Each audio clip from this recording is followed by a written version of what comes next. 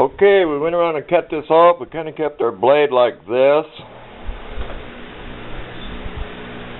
Get that out of the way.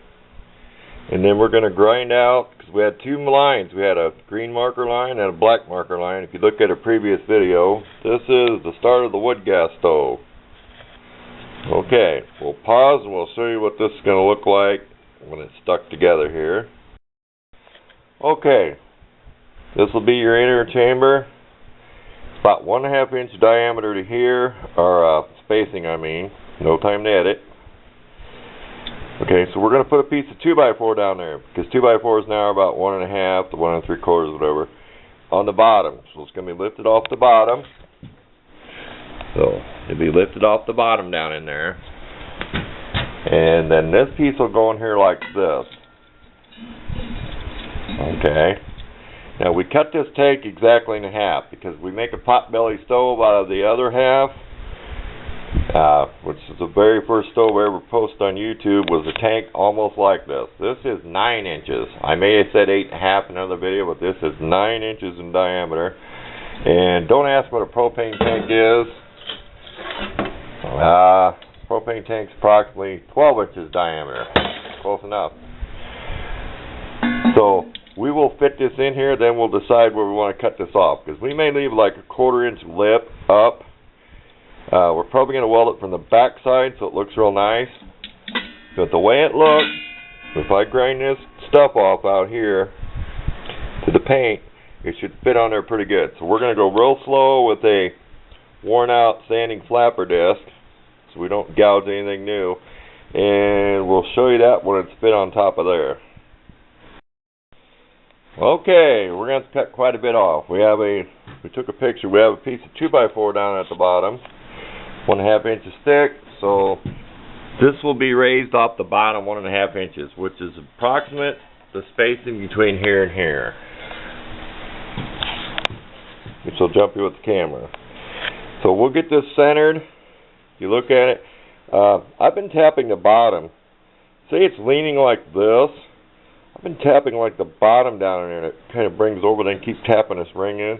This will fall through the hole by the time I was done smoothing grinding. So this will be marked, and it'll be tacked or brazed or something as it sets in here. Then we'll weld the back side. So we got to tack it so it don't move.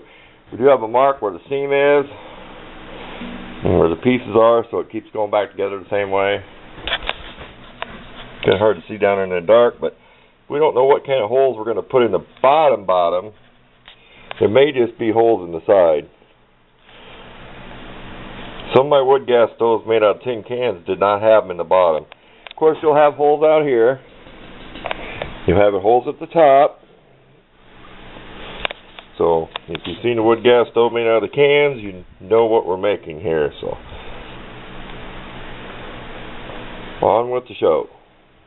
Get this thing done little by little. Not in a big hurry.